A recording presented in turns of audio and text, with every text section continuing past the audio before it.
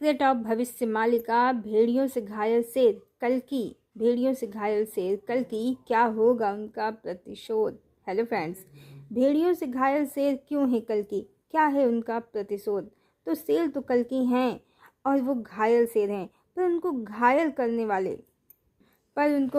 करने वाले भेड़िए कौन है वो हजारों से भी ज़्यादा भेड़िए जो केवल एक कल्कि के दुश्मन हैं। क्या दुश्मनी है इन भेड़ियों की कल्कि से। चलिए, इन भेड़ियों को तो हम बहुत आसानी से समझ जाएंगे ये कौन है, पर पहले जानना होगा कि कल्कि कौन है, क्यों है वो सिंह। सिंह किसका प्रतीक है, साहस का, बल का, शक्ति का, एक छत्रराज का। और जब ये शब्द परमेश्वर के अवतार के लिए प्रयोग हो रहा है तो ये किसी जंगल के शेर के लिए नहीं बल्कि नरसिंह के लिए हो रहा है। वो मनुष्य जो सिंह के समान शक्तिशाली और ऐश्वर्यवान है।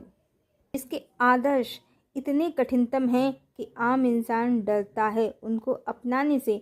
फिर वो आम इंसान बंदर की तरह उछलना चाहेगा, कंगारू की तरह फुदकना भी चाहेगा, हिरन या चीते की तरह गतिमान बनना चाहेगा, हर कुछ बनना चाहेगा, पर एकमात्र सिंह बनने की अपेक्षा वो सब कुछ बनना चाहेगा।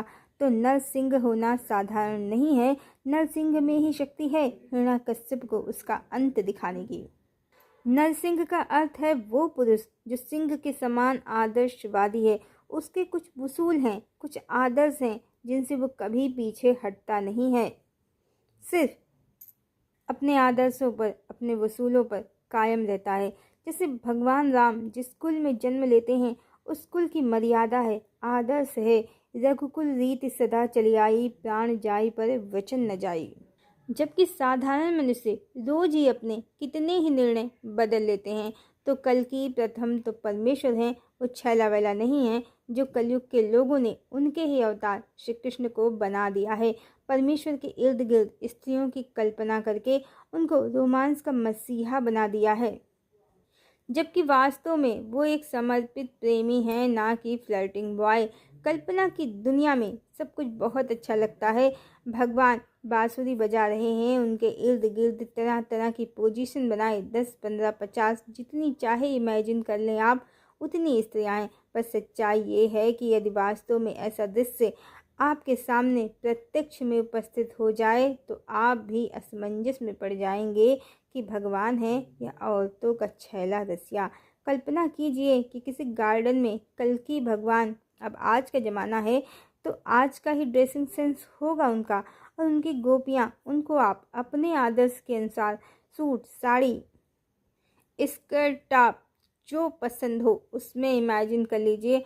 और कल्कि भगवान इन स्त्रियों के साथ घूमते फिरते, इश्क लड़ाते किसी गार्डन, पार्क या रिसोर्ट में दिख जाएं तो क्या आप हजम कर पाएंगे ये दृश्य। क्या सच में ये सभ्य होगा, देखने योग्य होगा। जी नहीं, बिल्कुल भी नहीं। कृष्ण तो सुना है रात में रास रचाते थे, अगर ये सब कल्कि रात में करने लगे तो और भी वाहियात हो जाएगा, अत्यंत निंदनीय ये दृश्य होगा। जैसे संबंध पुराणों में श्री कृष्ण के गोपियों के साथ रास लीला में चित्रित किए जाते हैं, वर्णित किए जाते हैं, वो लिखने वालों की मात्र कल्पना है, उनके स्वयं के दिमाग की खुराफात है। भगवान के जीवन का ये सब कभी हिस्सा नहीं रहा है, पार्ट नहीं रहा है उनके जीवन का। कारण खुद महाभारत के अनुसार वो बहुत कम उम्र में मथुरा आ गए और बाद में द्वारिका नगरी बसा ली। तो गोपियों संग कब रातों को रास रचाया, सब कवियों की, लेखकों की कल्पना है, इतिहास ये नहीं माना जा सकता है। वैसे बहुत सी स्त्रियों संग भगवान के संबंध में काम कथाएं भी किताबों में मिल जाती हैं जो सुनने योग्य भी नहीं होती हैं। कुल मिलाकर परमेश्वर का चरित्र, उज्जवल चरित्र कुछ का कुछ बना दिया है। और बहुत से अज्ञानी जो ये भी नहीं जानते हैं कि राधा आदिशक्ति हैं, देवी सीता का पुनर्जन्म है, वो देवी हैं जिनके रहते भगवान का दूसरा विवाह संभव नहीं है, क्योंकि वो भगवान विष्णु की सनातन अर्धांगिनी हैं। उनको सिर्फ एक ट्विन फ्लेम बनाकर कहते हैं कि ट्विन फ्लेम 3D में नहीं मिलता है, इसीलिए राधा रानी का विवाह श्री कृष्ण से नहीं हुआ।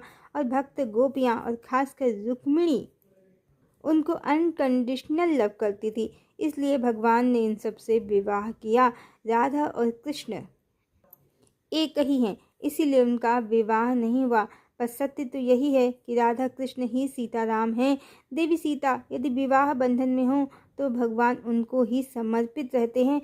मात्र जीवात्माओं की इच्छा पूर्ति के लिए जो एक अवतार में भगवान पर मोहित हुई, उनकी ही इच्छा पूर्ति के लिए भगवान को देवी राधा से विरह सहना पड़ा।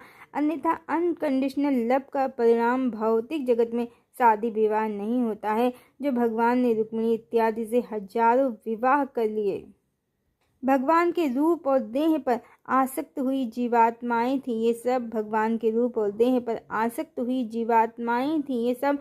रुक्मिणी, सत्यभामा, जामवंती, लक्ष्मणा, भद्रा, इनकी भौतिक इच्छा पूर्ण हुई, बस माया के जगत में पाना पाना होता भी नहीं है, देह के तल पर पाना पाना होता भी नहीं है। पर इसके लिए भगवान को अपने ही स्त्री रूप से आजीवन विरह सहना पड़ा, विरह के अनंत कष्टों को सहना पड़ा। अन्यथा भगवान कोई साधारण ट्विन फ्लेम नहीं है कि वो 3D में एक दूसरे के पति पत्नी ना बने, कई बार बने हैं। सीताराम, यशोधरा, सिद्धार्थ, वेंकटेश, पद्मावती, चैतन्य, लक्ष्मी प्रिया, बस कृष्ण अवतार में आसक्त जीवात्माओं के कारण भगवान की कहानी 180 डिग्री के एंगल से बदल गई।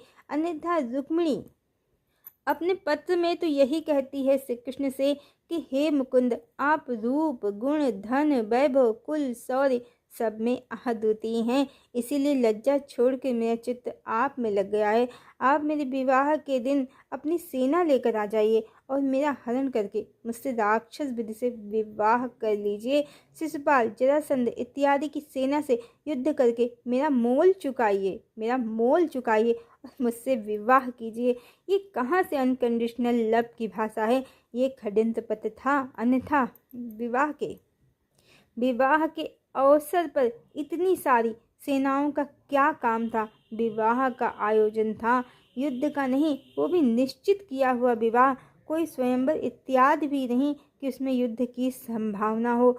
दूसरे, रुक्मिणी मात्र विधर्म की राजकुमारी थी, पूरे भारतवर्ष की नहीं कि इतनी बड़ी कई राजाओं की सेना युद्ध के लिए पहले से ही तैयार हो। वो पूर्व जन्म में सुपर्णखा थी, जिसको हरण, राक्षस विधि से विवाह बहुत पसंद था और देवी सीता के प्रति किए गए अपराधों के कारण नए जन्म में अपने पूर्व जन्म के संस्कारों और कर्म के फलस्वरूप स्वयं ही अपने लिए विवाह का उसने ऐसा मार्ग चुना। और यदि वो वाकई श्री कृष्ण से अनकंडीशनल लव करती तो श्री कृष्ण सत्यभामा से लेकर जामवंती, लक्ष्मणा, भद्रा इत्यादि 7 अन्य विवाह और फिर 16,100 विवाह नहीं करते। सीताराम जैसी जोड़ी होती फिर। पर वो सुपर्णखा थी, सीताराम के बीच में आना चाहती थी। इसी के फलस्वरूप, इसी के परिणाम स्वरूप भगवान ने उसको हजारों सौतनों का दंश दिया। पर स्त्री की कामना करने वाला रावण चरित्रहीन कहलाया, तो पर पुरुष की कामना करने वाली देवी सीता के पति को पाने की कामना करने वाली ये स्त्रियां, भक्त और प्रेमिकाएं, दिव्य आत्माएं कैसे बन गईं? ये भी तो चरित्रहीन हैं, चरित्र से भ्रष्ट हैं। जबकि भोगवादियों ने इनको प्रेम की देवियां बताकर सत्य कथा को ही छुपा दिया। और चाहती थी सुपर्णखा राम के कुल का नाश, उनकी मृत्यु देखना। मात्र इसीलिए श्री कृष्ण ने अपनी सभी रानियों से पहले ही देह त्याग दिया। इन रानियों के सभी पुत्र मदिरा पान करके आपस में लड़कर मर गए और इनके कर्मों के फलस्वरूप ही द्वारिका भी डूब गई। संपूर्ण नाश देखा। सुपर्णखा ने रुक्मिणी बनकर चाहती थी राम का अशुभ फल उसको ही मिला उसका। इसीलिए कभी किसी का बुरा नहीं चाहना चाहिए, फल स्वयं को ही मिलता है। तो कोई अनकंडीशनल लव नहीं था रुक्मिणी का श्री कृष्ण से, बल्कि ये जन्म जन्मांतर के जीवात्माओं के शुभ अशुभ इच्छाओं, कर्मों और विचारों के परिणाम की कहानी है। उसके परिणाम का ये संबंध था जो द्वारिका डूबने के साथ ही समाप्त हो गया। ये भी प्रसिद्ध है। श्री कृष्ण स्वयं परमात्मा थे, पर उनकी सभी रानियां रोज उनसे रूठी ही रहती थीं। सांसारिक बुद्धि में लगी हुई जीवात्माओं का कल्याण भगवान भी नहीं कर सकते हैं।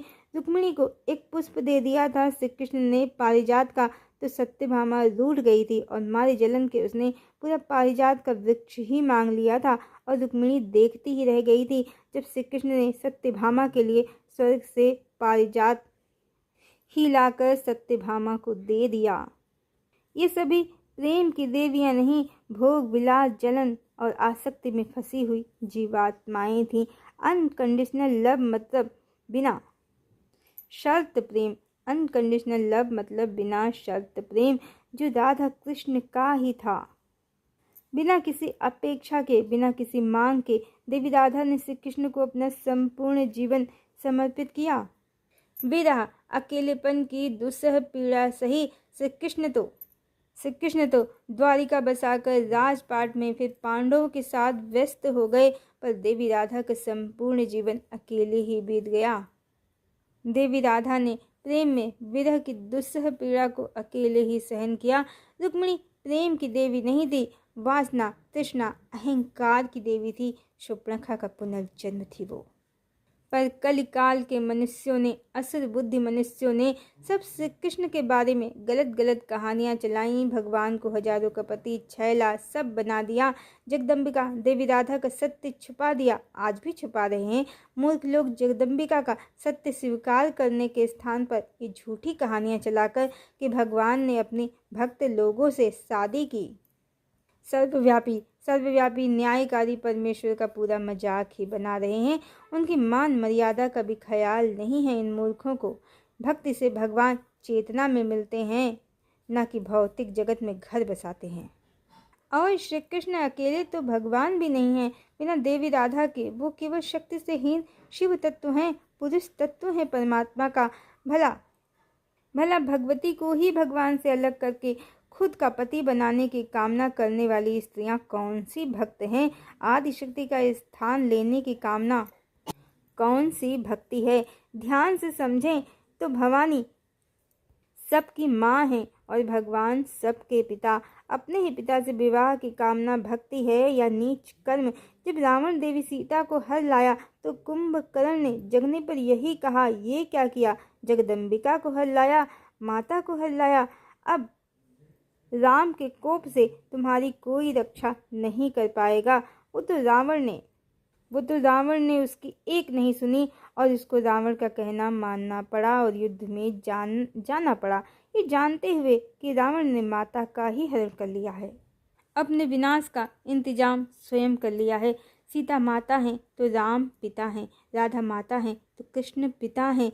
जब माता को पत्नी बनाने की कामना अपराध है तो पिता को पति बनाने की कामना भक्ति या अनकंडीशनल लव कैसे है? ये सिर्फ और सिर्फ निंदनीय अपराध है।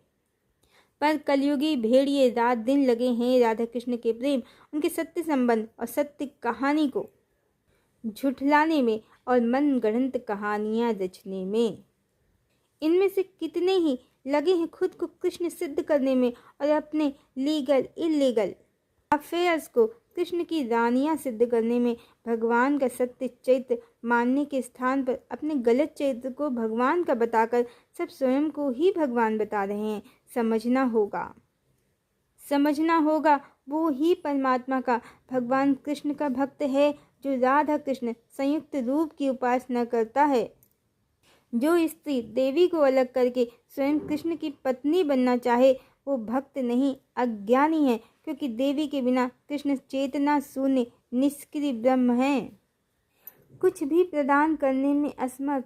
प्रेम तो बहुत दूर की बात है और देवी को साइड करके उनके पति को पति बनाने की कामना भी अज्ञानता का परिणाम है, भक्ति नहीं है। ये पाप बुद्धि का परिणाम है। शिव की पत्नी शक्ति ही है, कृष्ण की पत्नी राधा ही है। राधा कृष्ण परमात्मा का पूर्ण अर्धनारीश्वर पूर्ण काम रूप है। भगवान के पूर्ण काम रूप का विरह करवा के उनकी भगवती को उनसे अलग करके, उन्हें शूर्पणखा की भांति उनकी भगवती को उनसे अलग करके स्वयं उनकी पत्नी बनने की कामना बड़ी नीच कामना है। कृष्ण केवल देवी राधा के पति हैं। हाँ, जो परमात्मा अर्धनारीश्वर स्वरूप है, राधा कृष्ण वो पूर्ण परमात्मा है, वही ओंकार स्वरूप है और वही सबके माता पिता, पति पत्नी, भाई बंधु, सखा मित्र सब कुछ है। अन्यथा कृष्ण मात्र देवी राधा के पति हैं, उनका पुरुष रूप है। तो भगवती के पति को पाने की कामना करने वाली स्त्रियां, अपने ही पिता को पति रूप में पाने की कामना करने वाली स्त्रियां, रुक्मिणी समेत सभी अनकंडीशनल लव की देवियां नहीं, प्रेम की देवियां नहीं, असुर प्रवृत्ति को धारण करने वाली स्त्रियां हैं। रावण के समान ही पथभ्रष्ट और चरित्रहीन हैं। इनकी असुर प्रवृत्तियों को प्रेम कहकर भगवान का स्वरूप बिगाड़कर उनके बहाने कुछ गुलछड़े उड़ाने वाले पुरुष ही समाज के वो भेड़िए हैं जिनकी गलत विचार कथाओं के कारण देवी राधा को अत्यंत कष्ट हुआ है और ये कष्ट भगवान को अत्यंत पीड़ा देता है। अब समाज के असुर प्रवृत्ति वाले स्त्री पुरुष जो भगवान के पुरुष रूप पर मोहित हुई स्त्रियों को प्रेम की देवी बताकर, चैत्यहीन स्त्रियों को प्रेम की देवी बताकर भगवती और भगवान के प्रेम और समर्पण, उनके अटूट संबंध का निरादर अपमान करते हैं, वो सभी ही समाज के वो भेड़िए हैं जिनके कारण भगवान घायल हैं, जिनके द्वारा भगवान के विषय में गलत प्रचार के कारण भगवान का हृदय अत्यंत पीड़ा में है। ईश्वर का सत्य स्वरूप पूजने के बजाय भगवान के शक्ति तत्व को, उनकी अर्धांगिनी के सत्य को, देवी राधा के सत्य को स्वीकार करने की जगह ये फिलॉसफी चलाकर देवी राधा ट्विन फ्लेम है कृष्ण की, और ट्विन फ्लेम 3D में मिलते नहीं हैं। 3D में भगवान दूसरी स्त्रियों के साथ संबंध बनाते हैं। भगवान भगवती का निरादर है ये, भगवान भगवती का निरादर है ये।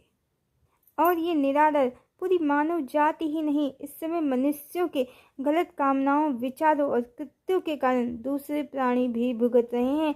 जंगलों में लगी आग में कितने ही वन्य जीव समाप्त हो जा रहे हैं और बाढ़ बारिश में कितने ही पालतू पशु भी बह जा रहे हैं। मनुष्यों के साथ समस्त सृष्टि ही परम पुरुष नरसिंह के क्रोध का भाजन बनी हुई है। इस समय सीधे सीधे भले ही इस समय दुनिया में जो बाढ़ बारिश, अग्नि, प्रलय का तांडव मचा हुआ है, भले ही वो ग्लोबल वार्मिंग का परिणाम दिखता हो, पर उसके पीछे परमात्मा के सत्य स्वरूप को छुपाकर उनकी अनेक प्रेमिकाएं, अनेक स्त्रियां बताने वाली जो नकली भोग विलास व्याभिचार की जननी हैं, वो कहानियां ही कारण हैं। बनाई गई कलिकाल की वो कथाएं ही हैं।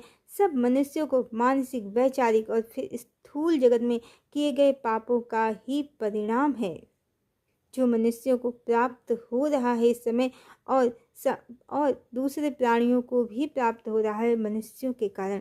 और मूर्ख अज्ञानी अभी भी समझ नहीं पा रहे हैं, वही पुराना गलत ज्ञान भाज रहे हैं, जिसके कारण इस समय मानव जाति परम पुरुष के क्रोध का भाजन बनी हुई है। तो शेर इन कलिकाल के भेड़ियों से बहुत घायल है। उसके शरीर पर नहीं, उसकी आत्मा पर घाव है और एक एक भेड़िए का शिकार करेगा वो। फिर चाहे वो भेड़िया स्त्री के शरीर में हो या पुरुष के शरीर में, जो भी उसकी सनातन अर्धांगिनी का अब अपमान करेगा, नरसिंह पहले उसका ही भक्षण करेंगे। न हिरण्यकश्यप बचा है नरसिंह के क्रोध से, न ये भेड़िए रूपी असुर बुद्धि मानव समाज बचेगा उस परम पुरुष नरसिंह के क्रोध से। भगवान की तो एक ही पत्नी है, उनका शक्ति तत्व उनको अस्वीकार करके नकली प्रेमिकाएं, पत्नियां, स्त्रियां क्रिएट करने वालों की अब खैर नहीं है, क्योंकि ऐसा करना परम पुरुष की सनातन अर्धांगिनी का, उनकी पत्नी का अपमान है, क्योंकि वो मनुष्यों की तरह लंपट नहीं, समर्पित प्रेमी है अपने प्रेम का, जगदम्बिका का। अब जगदम्बिका का अपमान जगत पिता बिल्कुल भी नहीं सहेंगे। नरसिंह आ गए हैं अपनी भवानी के लिए, इस बार वो देवी के लिए ही आए हैं। न्याय होगा, पूरा होगा, रंच मात्र भी त्रुटि नहीं होगी, दया भी नहीं होगी असुर बुद्धि भेड़िए रूपी मानव समाज पर। हरिओम।